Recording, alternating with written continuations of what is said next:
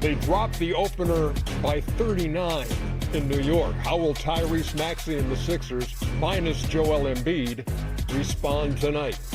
Jalen Brunson and the Knicks are on a roll. 4 straight wins by an average of 34. It's Game 2 at the Garden on ESPN.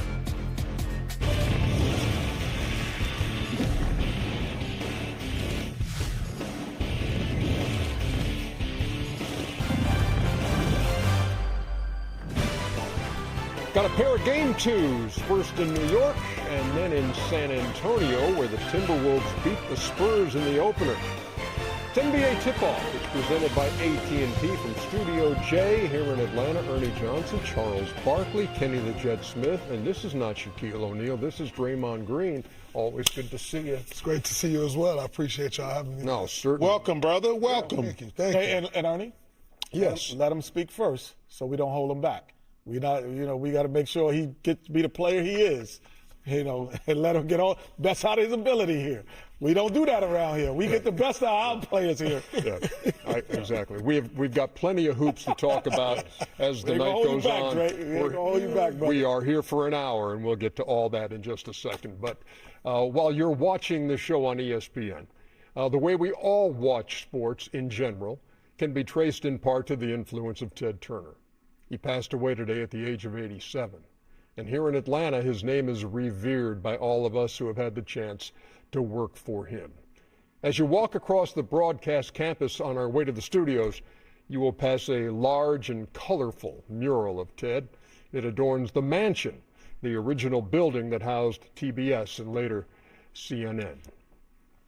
Large and colorful, also great words to describe the life of Ted Turner. You might also use maverick and visionary. For those of us who work at TNT Sports, and that first T stands for Turner, his vision, his legacy of big swings and bold ideas, it's a little more personal. Ted was an architect of impact across the globe, broadcasting, journalism, philanthropy, and sports. Behind me, you can see our new cable news network headquarters. 90,000 square feet of the future. When the Superstation came along, no matter where you went, you had people visiting from whatever state, and they'd flag my dad down. Hey, we watch the games all the time in Idaho. We'd go on the road, and we'd have more Braves fans there than Houston Astro fans or St. Louis Cardinal fans. It was a thrill. And that's all because Ted had this crazy idea, which is something that was always said. Ted had this crazy idea but it always happened and it always flourished. Well, we had more fans than we thought we had. Everywhere you go, people say, we watched you on PBS last night. So we built a really big fan base around the country. Ted was way ahead of the curve in terms of basketball and importing basketball players and his relationships with the Soviet Union. He's been a peacemaker through sports. This will be kind of a blueprint for how we can go about ending the arms race. That's certainly my dream. Is there a reason we can't break down this wall between the U.S. and the Soviet Union? How about using sports to do that? And the Goodwill Games did that. I think that broke a lot of ice and was a factor in ending the Cold War. We gotta go fast as we can here. Well, after the America's Cup, we finally won. Big hoopla, 1,000 boats coming in, thousands of people on the shoreline. And Ted turns to me in the middle of this melee and says, "Hey, Johnson, wasn't that fun?"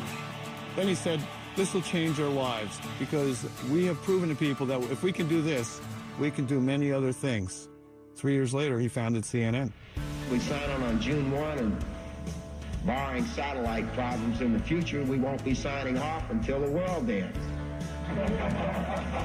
We'll be on, we will cover it live. I think it's fair to say that Ted Turner literally changed the world when he came up with his concept of a 24/7 cable news channel. You can do so much more in 24 hours than you can in 24 minutes. I think Ted Turner is the greatest media individual of the second half of the 20th century. Ted is very much an inspiration for all of us in sports, that we really can do more than we have done. He told me that he was planning to give $1 billion to the United Nations. So everybody that's rich in the world, expect a call or a letter from me, because I'm coming after you to get money for the UN. He put his money where his mouth is. He's always had a big mouth. He was more than a visionary. He was a visionary with a scalpel and a hammer. He'll speak the truth, and the truth will make you mad. It might also set you free, though, in the process.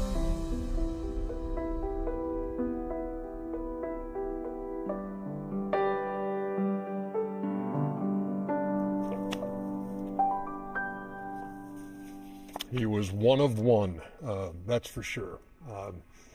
And you hear visionary. He was a pioneer. He was a trailblazer. He was an underdog, and he put his mind to something, and by golly, he made it happen.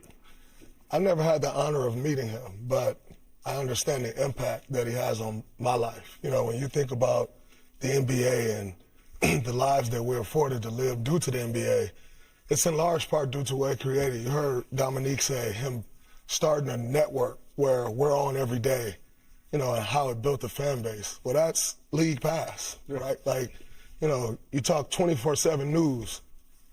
Now it's 24/7 sports, you know, and so due to all of that, we're afforded the lives we live. So I'm very grateful for his existence and all that he brought to this world. Yeah, he wanted CNN because he wanted people to be in the know, because he'd come home and the news would be over and be like, well, I missed the news, but he wanted a 24-hour outlet for it. Yeah, you know, and Ernie and I have been here longer. You know, it wasn't strange to see him pop up and come through what was going on. I played in the Goodwill games and won a gold medal. He was there eating breakfast with the team.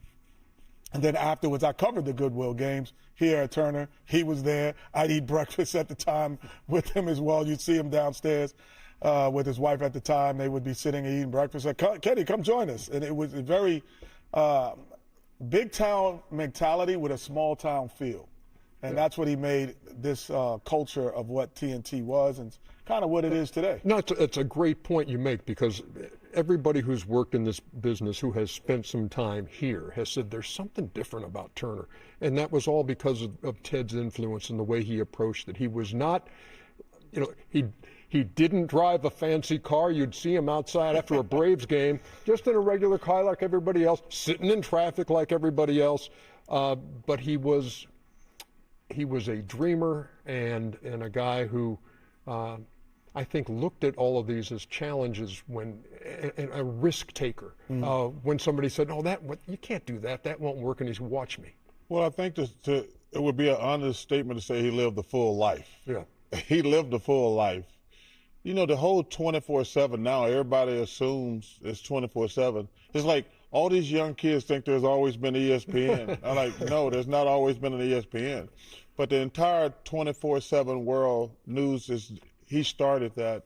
But man, you're talking about a tremendous life. You talk about the America's Cup, owning a professional franchise. I've only met him. I only got to meet him one time in my life. The Hawks were thinking about drafting me. And I came down for my interview, and they said, "Hey, Ted Turner wants to say hello to you." And I said, I've only been intimidated twice in my life: Ted Turner and Bear Bryant. When I took my visit to Alabama, I got to meet Bear. I couldn't even breathe. When I met Ted, I couldn't breathe, and he says, "What do you think about the Atlanta Hawks?" I said, "Well, you know, I'm from Alabama, blah, blah, blah." He said, "Well, we're thinking about moving up, drafting you." I said, "Please don't draft me. It's too close to my family and friends. They bugged me to death, and I wouldn't be able to be great at basketball." He says, "Are you serious?" I said, "Yeah." I said, "I want to be great at basketball. But if you have people, your family and friends around you all the time, it'll be a distraction." He says, "Okay, we won't," because they had to move up at that time. And he was so awesome to be around. And I only hear stories from people who've been here a long time, what a normal person he was. But man, you talk about lived a full, amazing, great life. He lived it. Yeah. The David Levy, who used to be our boss, and at one point was the lead guy in sales, worked very closely with Ted. And I talked to David today, and he told me the story, because the Goodwill games were really important to him. I mean, this was like he was a man of peace, and he thought the Goodwill games could lead that way. And David, as the sales guy, says, Ted, we're going to lose like $15, $16 million on this. And according to David, Ted looked at him and said, you think that's a lot of money? We're trying to save the world, man. That was Ted Turner. Yeah. He will be sorely missed. And all of us here, there's a very melancholy feel to the whole building today. Adam Silver, of course, of the NBA, is well aware of the impact that Ted had, and he said he was a true pioneer whose vision transformed modern media. Through the creation and development of Turner Broadcasting, Ted changed the way fans experience live sports and brought leagues like the NBA to a broader national and global audience. He was a passionate steward of our game for decades, both as a longtime owner of the Atlanta Hawks and a devoted partner who played an integral role in advancing the league's growth. On behalf of the NBA, I send my deepest condolences to Ted's family and friends. And one other quickie. This guy liked to win, okay?